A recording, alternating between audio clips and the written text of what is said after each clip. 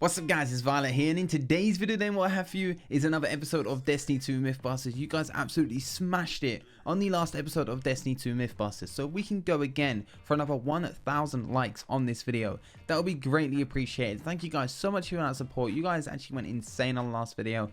I cannot thank you enough, but you know, you want to stop me from saying thank you and you actually want me to get into this video. So this week's episode of Destiny 2 Mythbusters, we've got some variations on last week in terms of the Nighthawk, but we do have some new ones in here as well, some throwbacks to Destiny 1 Mythbusters as well, so I've got a feeling you guys are going to enjoy it. So first of all, let's move into the first one, which is from Destiny Beast 8.0, and it's in Myth. If you hit the back crit spot of a Cabal with a throwing knife, also with the perk Knife Juggler, will it activate? And this one was kind of tricky because we actually went into the Leviathan raid and we actually managed to spawn in at the start and we had to get the enemies down to a minimum, but there was times where we would kill the Cabal by accident, or it just, you know, our throwing knife wouldn't be as accurate because the Cabal's moving around, but we actually managed to get it done on a big Colossus, and this is what we got.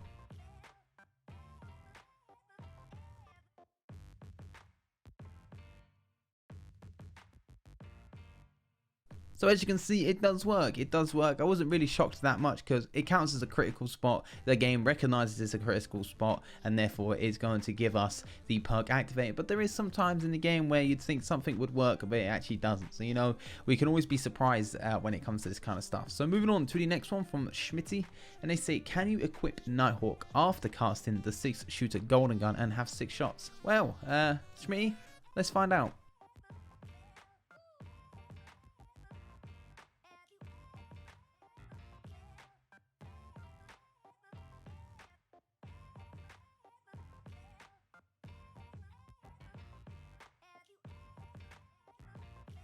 So as you can see from this, you can do it. You can equip the Nighthawk after.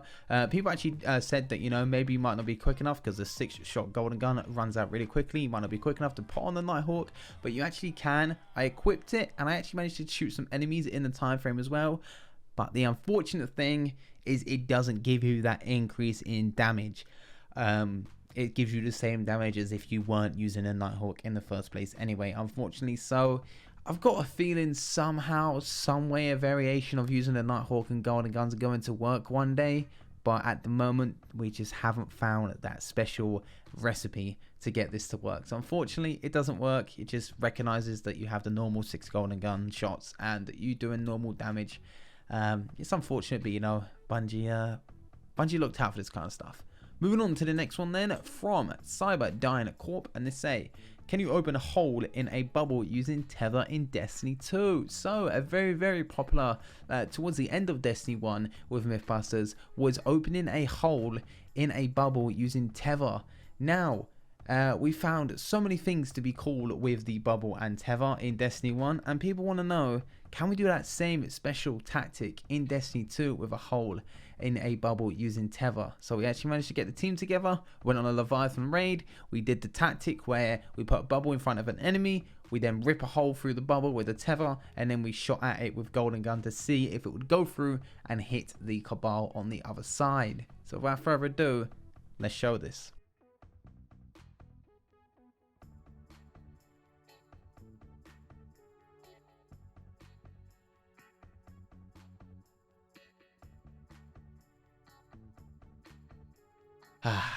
Bungie, they must have been watching Mythbusters. They must have. They thought, you know what, Destiny 1's old, may as well not patch it, give them a bit of fun. But in Destiny 2, you mugs aren't going to allow to do this because it doesn't work. And some of you might be thinking, well, you never know, maybe the Cabal enemy has to be inside the bubble. I had other people watching the side view of the bubble and they said all the golden gun did was stop right at the Tether. It didn't go through the bubble. The golden gun bullet was nowhere to be seen. It would just hit the Tether and that would be where the bullet would stop, unfortunately. So it doesn't work. It's unfortunate. I really wish it did because it would be a throwback to Destiny 1, but unfortunately it doesn't work. Moving on then to the next one from Not Your Average Joe is not average. So there you go, chaps. Your average Joe is actually not average. But yeah, Myth. Switching subclasses with the Devour perk on Warlocks will keep the Devour perk active. So there's 2 answers to this myth here. So without further ado, I'm going to show the gameplay and I will talk about those answers. So let's go.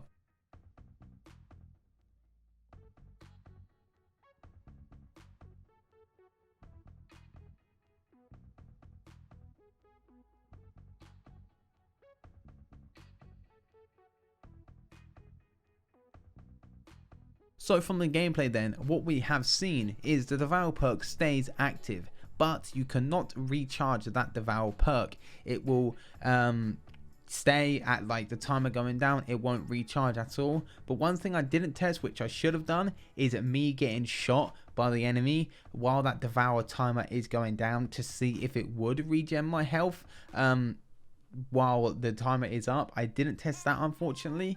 But in terms of your myth, will the Devour perk stay on? Yes, it will, but you won't be able to recharge it by shooting an enemy or anything like that, unfortunately. So let's move on to the last and final myth then, which is coming in from Dylan White. And again, it's a variation of the Nighthawk. Will this one work? Let's find out. Myth: what if you take Celestial Nighthawk off mid-golden guns? They want to know, you know, you have one shot with Nighthawk. What would happen if you would take that Nighthawk bullet or that Nighthawk helmet off? And now that I'm thinking about this, there's something I could have tested with this, and I don't know why I didn't test it. But without further ado, let's show the footage.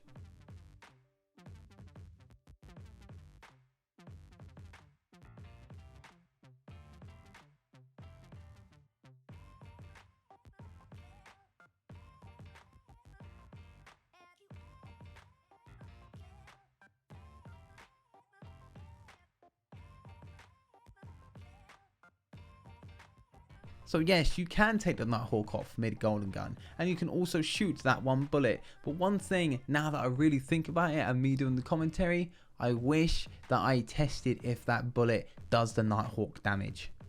God damn. Maybe I'll include a little bonus clip at the end of the next episode of Destiny 2 Mythbusters, etc. I don't know. My schedule this week is kind of busy. I'm actually going to a theme park soon. I've got a lot of stuff happening. I'm going to a theme park with my family, etc. So in terms of me recording it right now, this is pretty much, I'm not gonna lie to you guys, it's pretty much a last minute commentary. I'm recording this commentary at 03:26 AM in the morning, so it's pretty much bedtime at the moment. But I'll most likely record a bonus clip at the end of the next episode of Destiny 2 Mythbusters, or hey, maybe I might be able to just slip it in this one, who knows. But I hope you have enjoyed this week's episode of Destiny 2 Mythbusters.